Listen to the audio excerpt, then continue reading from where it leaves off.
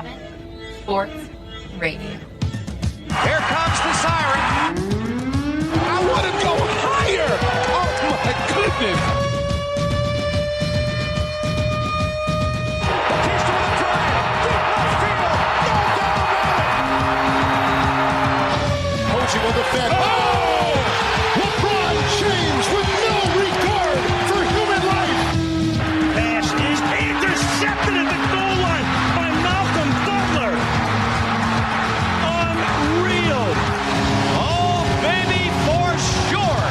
Cabin Sports Radio starts now. Lekter and Unbreakable Mike Gibbons with you. Once again, it's Monday night. It's Cabin Sports Radio time. Mike, how you doing? I'm good, man. How you doing? Good. We have got a exciting show coming up tonight, especially for you, as I've said many times on this show, the biggest Toronto Raptors fan I know. We're going to run down the 25 greatest Toronto Raptors of all time, according to TSN.ca. We're also going to be joined by friend of Cabin Sports Radio, Tom Ruminski, joining us live on the second segment to talk a little World Series. We'll get a little CFL and somehow sneak a little NHL in there as well, as Cabin Sports Radio starts now. The CSR Podcast. Cabin Sports Radio, welcome to the show. We are, as always, brought to you by Sport North. They are moving sport forward, and you can always check out more and the latest with Sport North by checking out sportnorth.com. Big show tonight on Cabin Sports Radio. Welcome, Mike. I never welcome you to the show. Oh, but I'm here every week. You're here every week, Yeah. but, I don't know. It feels like I should welcome you in more. I really appreciate it. Okay. I always feel welcome when I walk in the cabin. Well, especially when you know that we're going to be talking heavily Toronto Raptors. Yeah. To start off. So the Raptors season, the 2019-2020 regular season, their first in franchise history as defending NBA champs. Yeah. Started off last week. Also their 25-year anniversary, which is something that is being overshadowed for the best possible reason. It'll also be the last time they're the defending NBA champions, according to American media. Carry on. Still bitter. Yeah, no, they are. Yeah, they are. They are counting down the 25 greatest Raptors in franchise history on TSN. As a result, because it is the 25-year anniversary, so, why not? This team has had some history now. They're still one of the youngest NBA franchises in the league, but they've got some real history now. They are an NBA championship team, so why not celebrate? Right. So we are going to run down TSN's picks for the 25 greatest Toronto Raptors of all time. And good news, Michael, they split it up into like 4 segments. Yeah. So we got weeks of show prep I saw for Cabin that. Sports Radio. An interesting release schedule to come. Yeah, so they're going to do 20. They dropped 25 to 16 today. They're going to release 15 through 11 next Monday, and then 10 through 6 on Remembrance Day.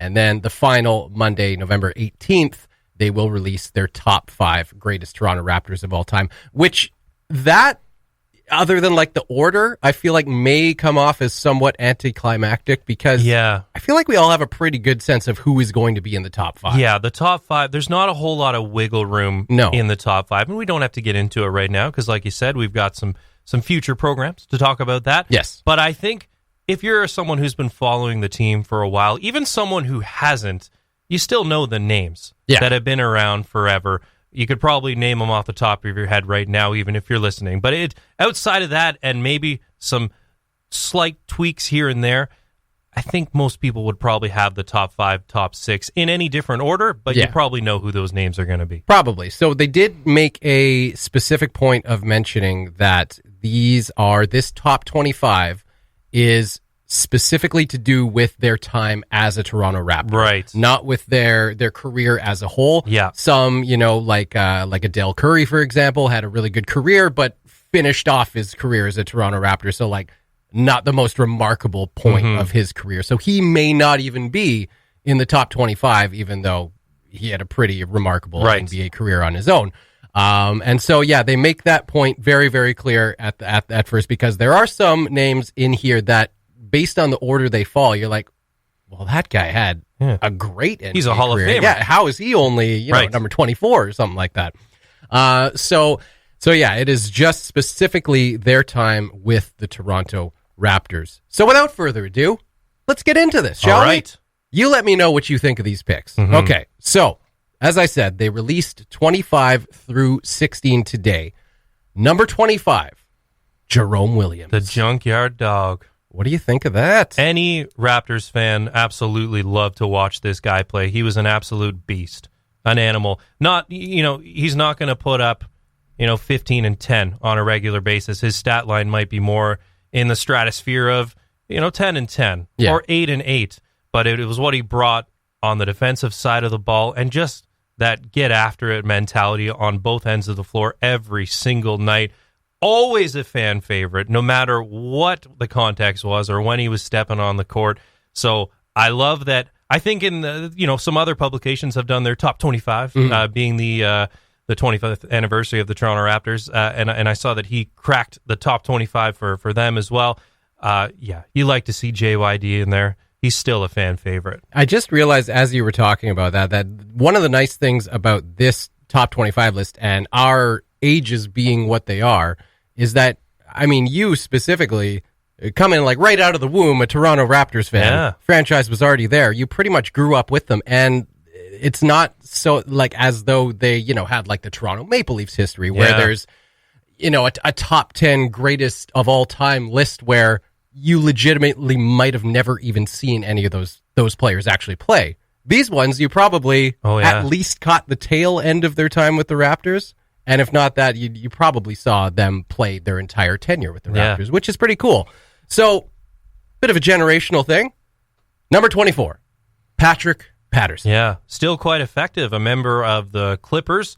I think I've seen both. They dropped their first game actually to the Suns the other night, but had a convincing opening night win against the Lakers, and then went on to beat the Warriors as well. So 2-1. And Patterson still playing a key part. He's a stretch 4.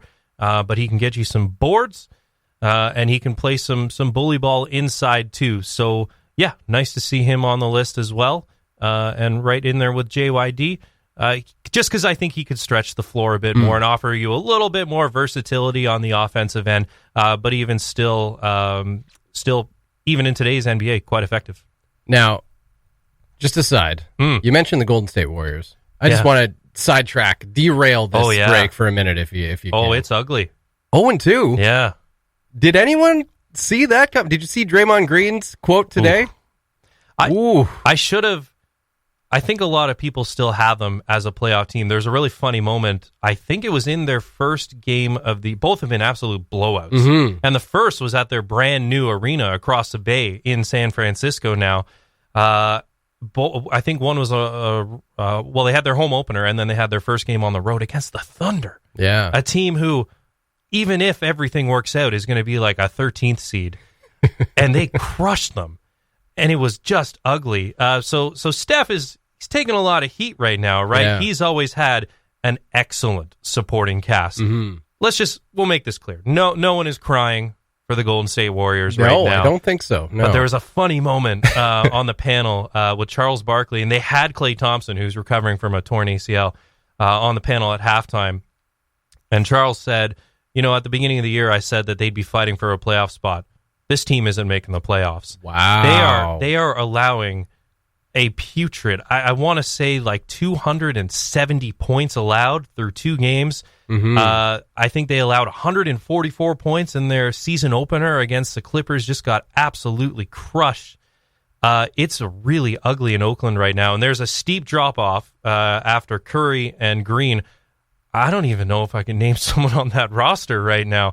They got a lot of rookies, a lot of sophomores, obviously losing Iguodala, losing Livingston, losing Durant, and without Thompson for a season. It could be a long season in Oakland. It's amazing, though, with the recent history that this team has had, with, unquestionably the best team in the last, 5-6 years. Oh, yeah. Like, nobody has even really touched them, save for, obviously, a couple run-ins with the Cleveland Cavaliers, and then, of course, losing to the Toronto Raptors this past playoff. But it's amazing to think that a team with that kind of, like, still very recent history could come in, have a rocky start and just be completely written off already. And the detractors, the pundits, they're already after Steph Curry. I mean, he's never won a Finals MVP. He's a 2-time MVP in the regular season and the first ever unanimous MVP. But he's always had a good cast around him. And, some of the old guys, MJ throwing shade the other day saying he's not even a Hall of Famer. It's like, whoa, he's got a resume, Michael. I'm sorry. He's a Hall of Famer. But now he's going to have to do so much more of it on his own, and especially without his backcourt running mate in Klay Thompson. He's kind of been exposed now, right? He's going to face double and triple teams every single night of the year. Yeah. So those other guys, they're going to have to step up, and they really have to pick it up on the defensive end. So, could be a long one. All right, back to the Raptors, top 25. Number 23, Lou Williams. And this is why I think it was interesting that you added the context of their whole career and their trajectory. But this is more so focusing on their stint with the Toronto Raptors. Right. Because he's another one, a perennial six-man candidate who is still playing at a very high level, also with the Clippers and Kawhi Leonard in Los Angeles, and still playing very good basketball. Like I said, a perennial six-man of the year candidate, and had a good run with the Toronto Raptors as well. Would always get shots in late game scenarios, almost a little too predictable. I remember at times you would just kind of dribble it out and hoist them up. He made a bunch of them. Not bad. I remember there was some disputing of how his tenure in Toronto ended. Okay. Because I remember he went on the record, I think in this past offseason, that people don't want to stay in Toronto.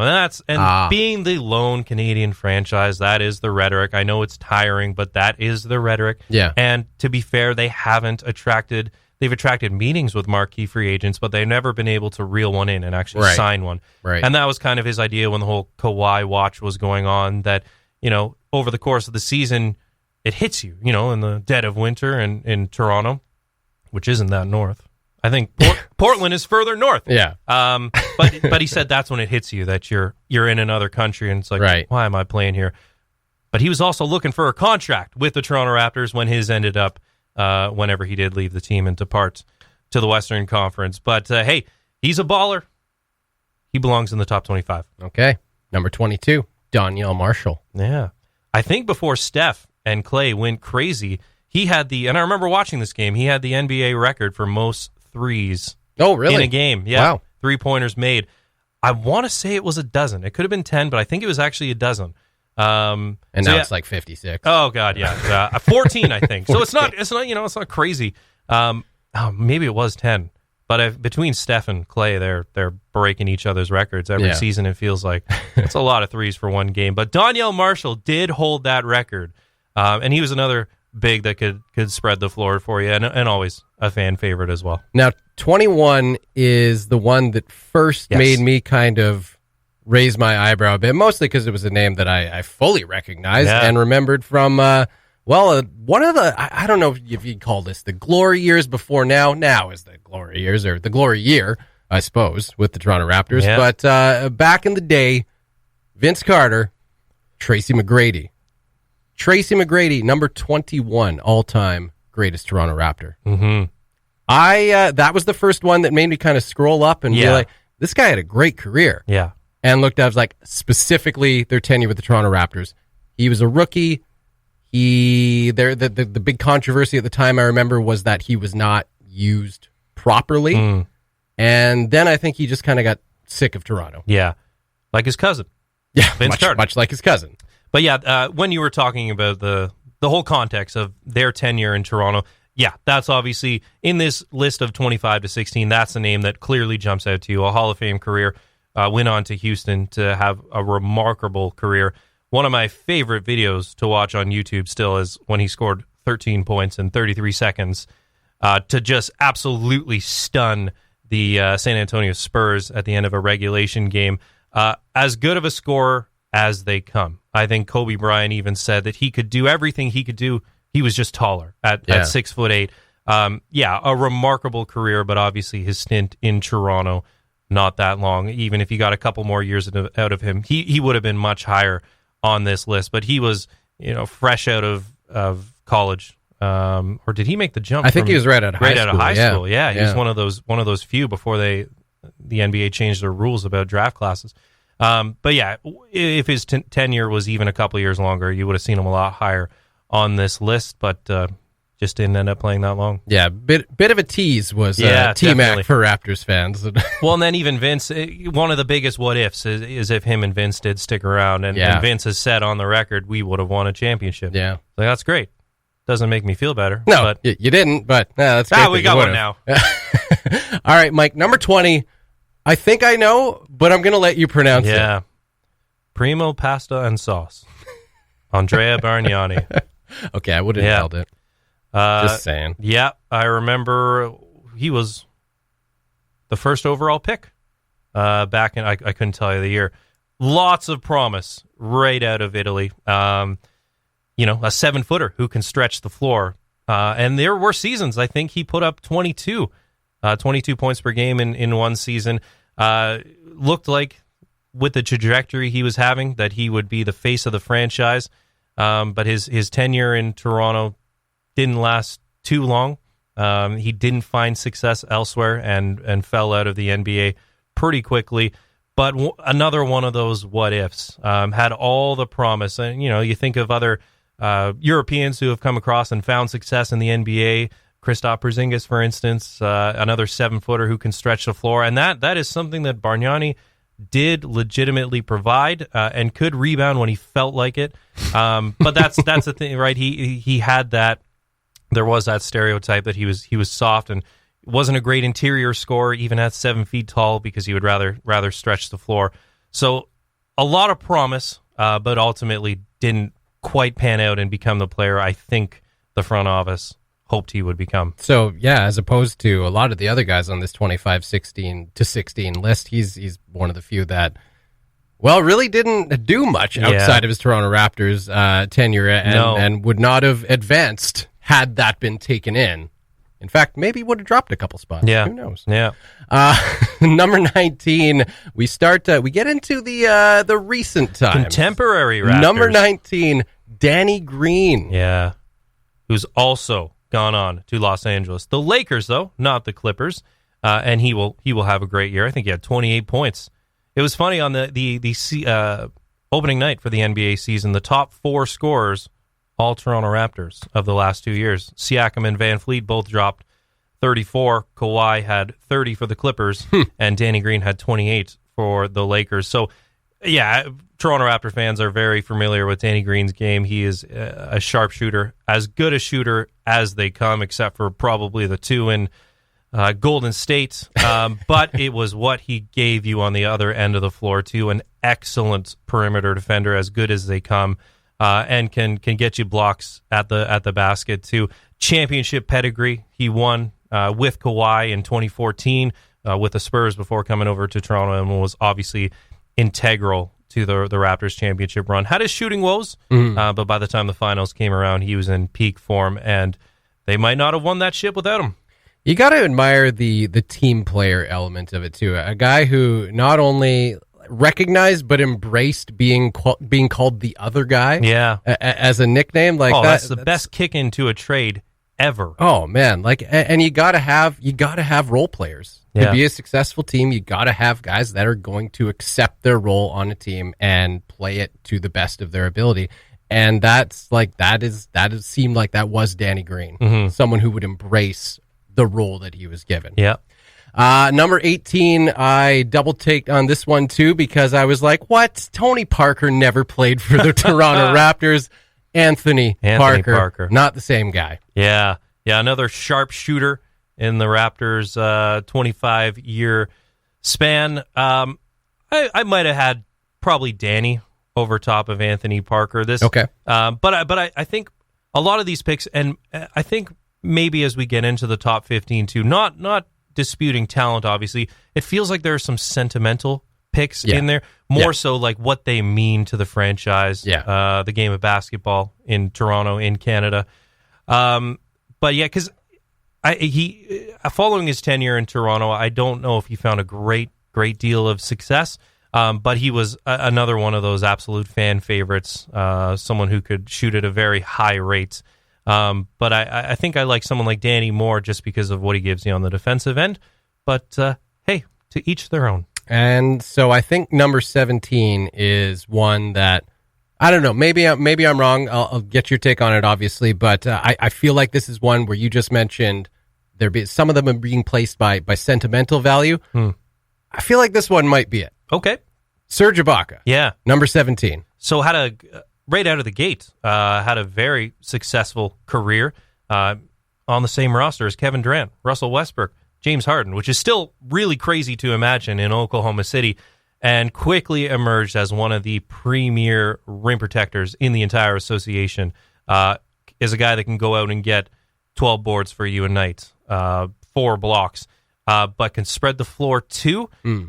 Kind of inconsistent at times. And there was a period, I think before their championship season, maybe even the season immediately before, where it felt like he wasn't bringing as much to the table as he could have. I don't know if they were exploring trade options or anything like that, but as a stretch 4 who couldn't really shoot at that high of a clip, I just didn't like that his game sort of moved further and further away from the basket when he can be such an imposing force and such a good interior scorer, right? And such a good defender. But I thought he really redeemed himself. He had a great season last year and was absolutely huge in the playoffs and can still offer that rim protection. He can even spread it out beyond the 3-point line too, and is still a good interior rebounder and scorer when he needs to be. So I think I'm okay. You think that's a good spot? I think I'm okay with it. Okay, yeah, cool.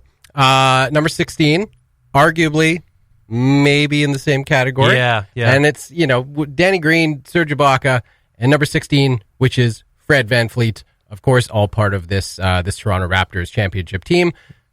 It's kind of hard, regardless of whether or not you think Fred VanVleet on his own, had they not won a championship, Serge Ibaka, same thing, Danny Green, same thing. Mm-hmm. If you think that their talent and their production stands alone, say that the Toronto Raptors didn't win that championship, say they even lost to Golden State in the finals. Mm-hmm.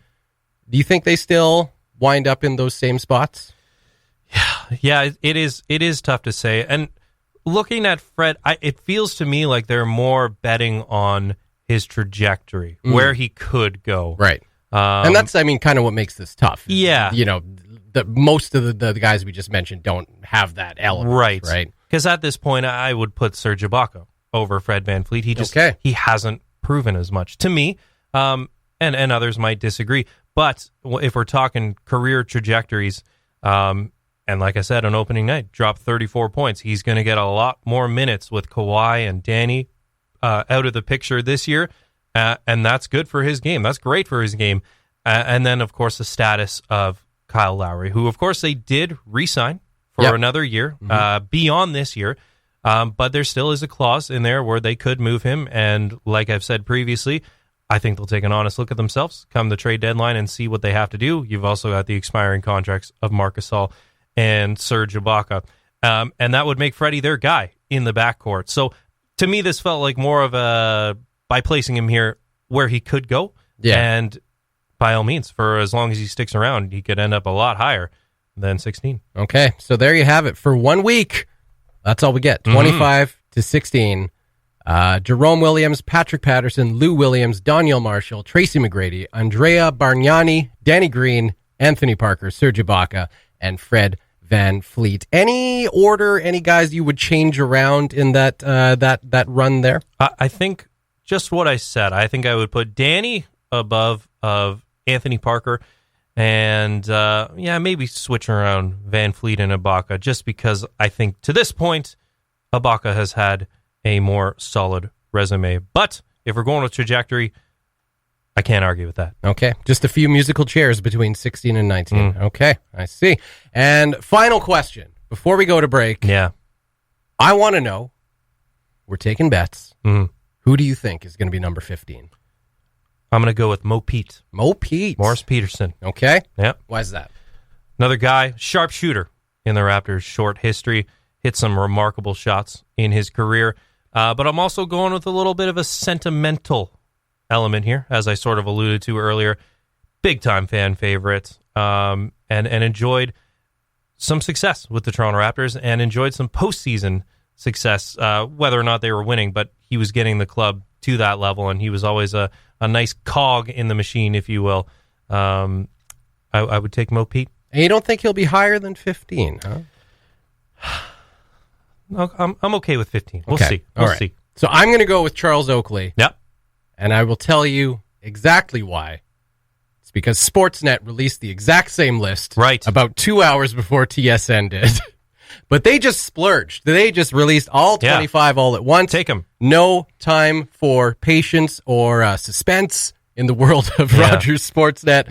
So, and they had Charles Oakley at number 15. Yeah. I like it. Do you feel like TSN feels like they need to change? Like, imagine their top 10 even is identical. Yeah. Do you feel like they have to change it? Well, they have the opportunity now. Right. Because they're rolling this out over, what, a month? Over a month, over 4 weeks. And you know what? I like it. Why not? Yeah. Why not go for a little more suspense? Sportsnet now is going to be forgotten about tomorrow. Yep.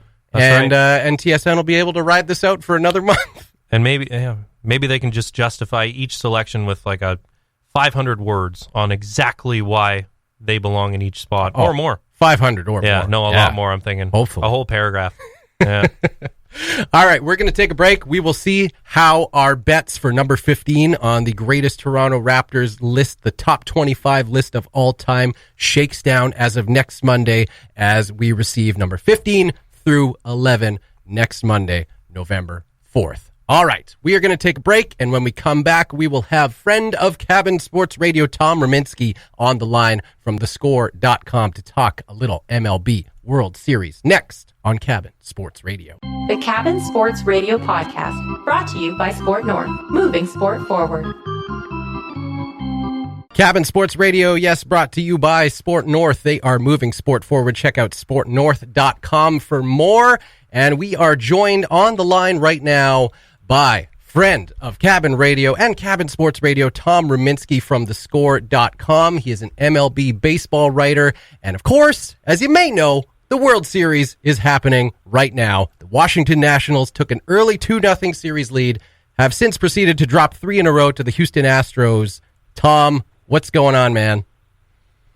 Well, what's going on is that the Houston Astros are going to wrap up the Fall Classic tomorrow. It's going to be their second championship in 3 years. At the end of the day, this team is just superior. Just too much depth offensively with the pitching, with the bullpen. And listen, guys, nice story for the Nationals. Won 8 straight playoff games at one point. It really looked like they had that it factor, kind of that magic that some championship teams, of course, display. And then, of course, a bucket of reality, cold, harsh reality is dosed all over the Washington Nationals and Nationals fans. And I suppose Expos fans as well, because I've definitely seen those, coming out of the closet and saying, hey, this is almost like a little bit of a victory for that franchise as well. Bittersweet, I suppose. They still care, huh? Wow. I think so. I mean, they could be having the Tampa Bay Rays play a few games eventually in Montreal. I mean, that's a whole other discussion. But going back to the World Series, you got Justin Verlander tomorrow. He hasn't pitched very well so far in the playoffs, but this is the guy that's going to be a finalist for another Cy Young. Tremendous. The Astros looking to close it out at Minute Maid Park. And the very weird thing about this matchup so far is that the home team has not won, and the Astros actually had the best record in the majors during the regular season at home. So I think at this point it's inevitable that this thing is going to be wrapped up. And you know what? That's going to be great for me because in the office pool, I picked the Astros to win in 6 games. Oh, hey! I did have Garrett Cole as the MVP. Ooh. And I don't know if that's going to happen anymore, even though he was tremendous in Game 5. But it should be all said and done. The fat lady is definitely warming up there. Tom, we did a breakdown of our own before the first game. One of my favorite sayings when we get to this time of year is, dynasty versus destiny. And you're right. It's a good story for the Washington Nationals, but it feels like it ends here. We talked about how this was a matchup we wanted, just given the two starting rotations, right? You got Scherzer and Strasburg versus Verlander, Cole, and then even throw Greinke in there. It's a baseball fan's dream. But then you look down the offense, and George Springer, who won MVP when they won back in 2017. Altuve, Correa, Bregman, they are so loaded up front. So what do you think absolutely must go right or must happen for the Nationals to even have a sliver of a chance? Well, their starting pitcher tomorrow, Steven Strasburg, has to be on top of his game. He's been sensational throughout the postseason. Of course, he does have an opt-out clause, so every single pitch he's throwing, every single guy he's striking out, every single out he's recording, the dollar amount could be going up, especially because his agent is Scott Boras, who does his very best to squeeze out every single dollar out of every team that he negotiates with. And so Strasburg's going to have to be on his game. Washington got to Justin Verlander in Game 2, and I think if they're going to do it again in Game 6, they're going to have to attack him early. A thing with some of the better or best starters in baseball, when they're trying to figure out, their command, what's working that night, what isn't working that night, you got to jump on them early. So the Nats can't be really, taking pitches. They got to be aggressive, and maybe a couple breaks as well. And I think their big guys got to show up. I mean, Juan Soto, just 21 years old, has been tremendous so far. Anthony Rendon, who's a National League MVP candidate, he hasn't exactly had a signature moment in this series, and perhaps it's going to happen in Game 6. And then the bullpen is going to have to perform as well. The big three-headed monster of the Nats, Scherzer, Corbin, and Strasburg, have really been carrying this team. And Strasburg tomorrow is really going to have to do the heavy lifting. And if Washington ultimately forces the Game 7, it's going to be very fascinating to see what happens. If J.D. Martinez gives the baseball to Anibal Sanchez in a winner-take-all, or if somehow Max Scherzer just guts it out and, with all the back issues that he had this season and is currently experiencing, can somehow go out and just give a performance for a lifetime. What do you think changed mostly between Game 2 and Game 3? I mean, you kind of alluded to the fact that Houston is just a better team, and they're just showing that now. But Washington looked like borderline dominant in the first two games. What's changed in your eyes? Is it just the better team has finally woken up? I think so. I think it was inevitable. A lot of things were going right for the Nats, and maybe they were just feeling a little too good about themselves heading back to National Park. Only 3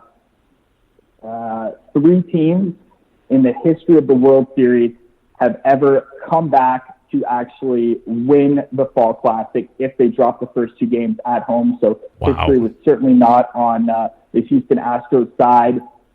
And I think the Astros offense just really woke up, especially there in Game 4, Alex Bregman heading into that game, and he's a AL MVP candidate after a sensational campaign. He had 1 hit at that point, has a monster breakout performance, 3 for 5, a home run, 5 RBIs, of course, that back-breaking grand slam.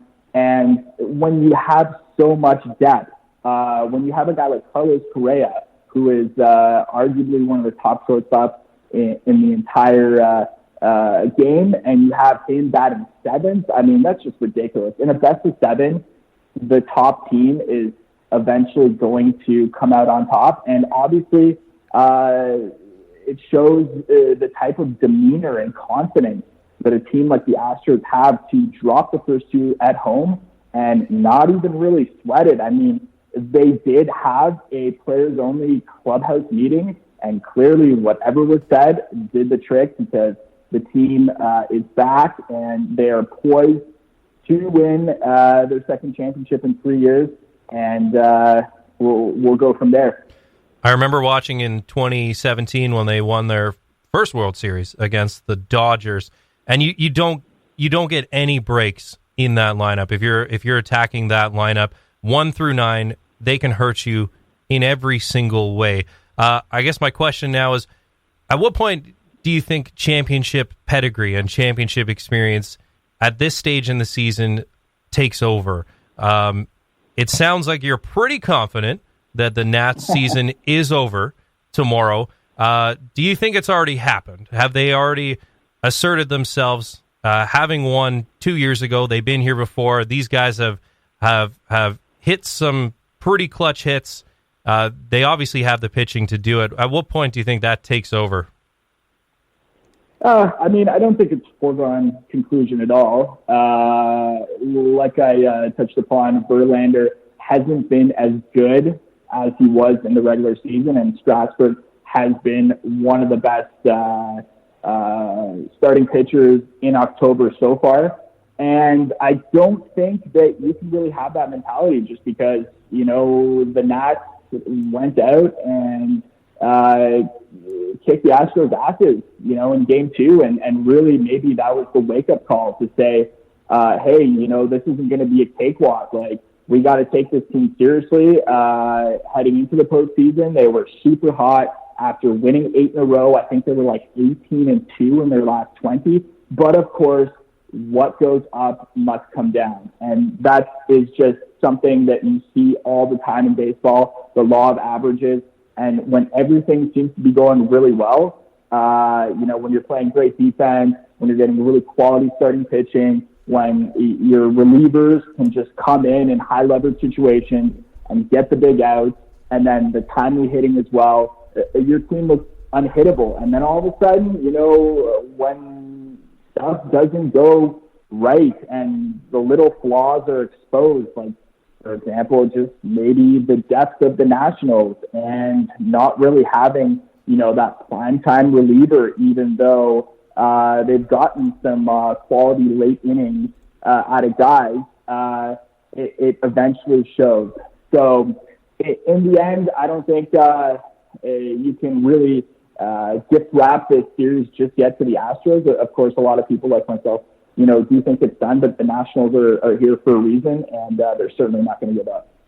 All right. Final closing thought on the World Series. We were hoping to talk maybe a bit of Blue Jays off season, but I think that was also, we were talking about you possibly coming on the show last week in advance of the World Series, and I think we just really didn't give this series any credit because we were like, we'll be talking off season by next show anyway. Didn't quite work out that way. Yeah, so we'll save the Blue Jays chat for a little bit later. But final final question on the World Series. I got to know, Tom, who's Bryce Harper cheering for?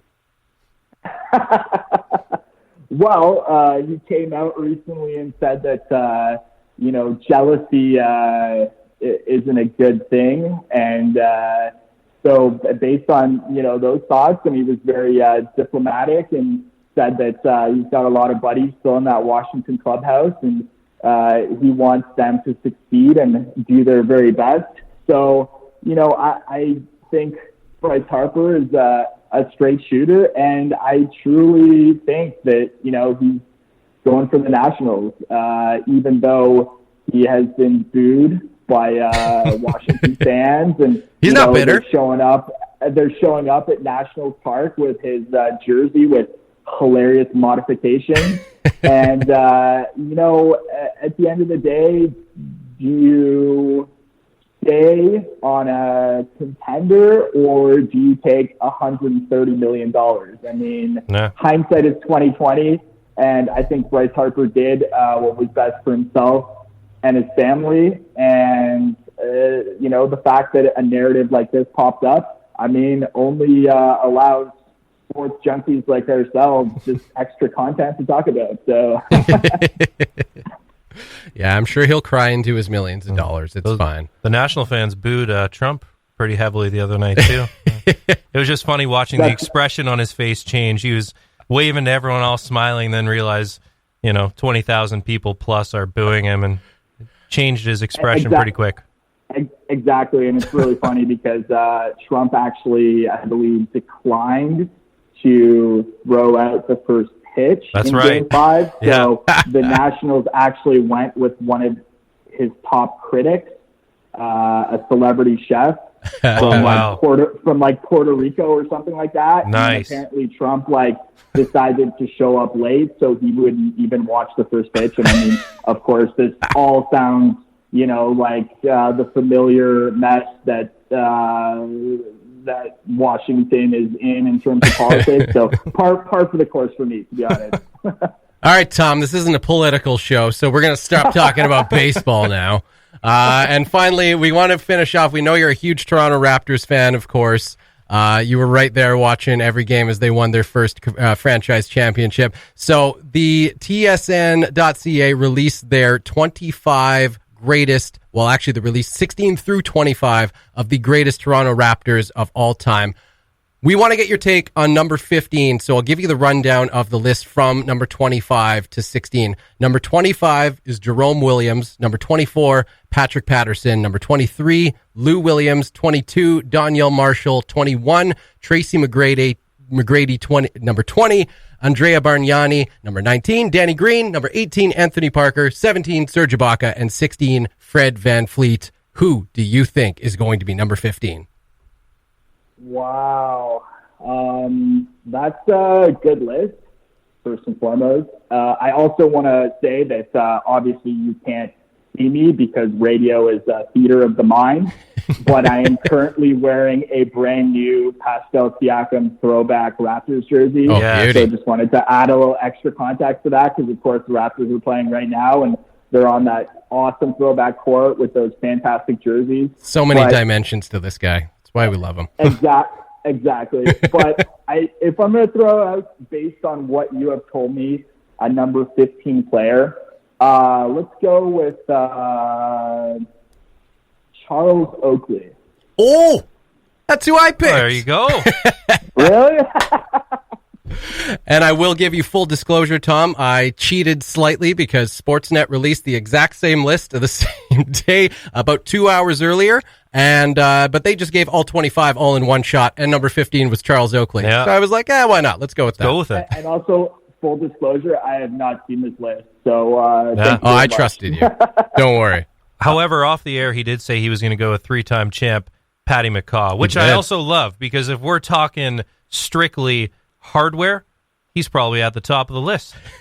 I mean, based on strictly championships, he's right? the most successful Raptor in franchise history. So Nick Nurse doesn't trust him or give him minutes, just like Stanley Johnson and Rondé Hollis Jefferson. But if we're going by trophies, he's at the top of that list. He's there for his hustle and his defense. That's right. Every team needs a guy like that. That's right. All right, there you go. Well, Tom, we'll have to have you back on not only to talk Toronto Blue Jays offseason, but maybe to battle it out with Mike as we get to the crucial top 15 and onward Toronto Raptors of all time. Tom, thank you so much for joining us. Yeah, I appreciate it, guys. Take care. The CSR Podcast. Cabin Sports Radio brought to you by Sport North, moving sport forward. So as it turns out, we may not have time to get any NHL stuff in here, but that might be a first. That actually might be a first, yeah. I don't know. Maybe there was a summer episode where nothing was happening in free agency. We probably found a way to talk about Toronto somehow. Yeah, we'll have to go back in the vault, see if there has been a show where we haven't said anything about the NHL or the Toronto Maple Leafs. Do some digging.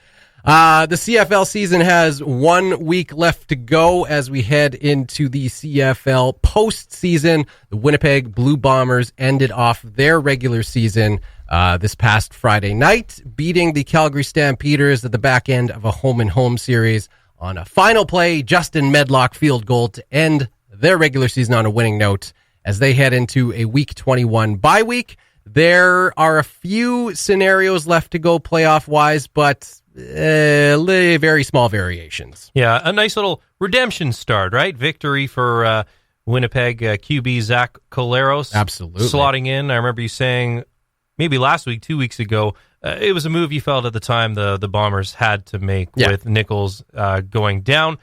So after being acquired 2 weeks ago from the Argonauts, pretty nice slash line, right? 22 of 28 for a cool completion rate, 79%. Not bad at all. 220 yards, 2 touchdowns, 1 interception. So a good moral victory, I'd imagine, for Zach Collaros. Yeah, I mean, look, and you could feel it from the Winnipeg fans. Obviously not an ideal situation where you have, even if it is a veteran quarterback, it's never an ideal situation to have a guy that you just got 2 weeks ago trying to learn the entire offense and trying to digest it as quickly as possible. Mm-hmm. You never want to have to force that guy into a starting spot, but they were kind of there. Chris Streveler, who was given the torch after Matt Nichols went down. He went down. He was beaten to a bloody pulp almost. Streveler the leveler? Streveler the leveler. Yeah. He leveled. He got leveled. Yeah. It was a very physical game the week before that against Calgary. He was out with an ankle injury. They have a guy that's been there all year as their third stringer named Sean McGuire, who actually looked not too bad in the previous week against Calgary. He came in for, I think, 1 or 2 series while Streveler was basically forced out of the game before he threw the security guards off him and stormed back in triumphantly on one leg to try and win the game. Didn't work out, but, we all admired him for the toughness he showed. But anyway, Zach Collaros obviously kind of forced into not exactly ideal situation with the Bombers this week. And his first start since about a minute and a half into game 1 this season. Wow. Yeah, he started with Saskatchewan, of course, got knocked out and had a concussion, was traded to Toronto about 4 weeks later, and then wound up with Winnipeg 2 weeks ago. It's been a bit of a wild ride for Zach Collaros, and you could see the emotion on him. You could see it in the way he was playing, and you could feel it from the reaction of the fans, who were obviously happy to get a win. The Bombers end their season 11-7 in about as good a position as they could have hoped for. Give like 4 weeks ago how we were projecting things are going to wind up. About as good as they could have hoped for, finishing 11-7. So they go in with now a quarterback who they know can get things done, getting a bit of momentum behind him, which is a good place to be for the Winnipeg Blue Bombers right now. The Saskatchewan Roughriders and Calgary Stampeders are left to fight it out for first place in their final week games. The Roughriders play Edmonton, which, they have kind of floundered down the stretch, but somehow still have a playoff spot because the East Division is bad. Garbage. They are going to cross over, presumably, probably get a first-round matchup with Montreal. And then you've got the 14-3 Hamilton Tiger Cats. But yeah, like you said, a pretty steep drop-off. Yeah. When you get to the Argos and the Red Blacks. Yeah, so the Calgary Stampeders finish off their season final game against the BC Lions. The Mike Riley-less BC Lions, might I add. They face off against starting quarterback and household name Danny O'Brien. I don't like the Lions' chances in that game, so I'm thinking Calgary is going to win that one. If Saskatchewan can find a way to beat Edmonton, they take first place. If they don't, they don't, because Calgary is not going to lose to BC. So they either tie with Calgary, in which place Calgary won the season series and would take first in the West, or they beat Edmonton and win their way to a first-round bye in the playoffs. And might I add that the Hamilton Tiger Cats over in the East have just kind of nonchalantly put together the best season in franchise history. Yeah. 14-3, just a pedestrian effort, apparently, and making history over there in Hamilton. So very interesting final week. We will see who will be hosting playoff spots, who will have a first-round bye, and how it will all shake down. It's not often that you get this much interesting material in the last week of the season, but it should be interesting to see how it all plays out in the CFL regular season final week. And that'll do it for another episode of Cabin Sports Radio. We also haven't played the extra music in quite a while. Really? It's been getting dumped. Yeah. I don't know. This found better stuff. This was a show of firsts. A show, that's right. Big thanks to thescore.com's Tom Ruminski for joining us talking some World Series.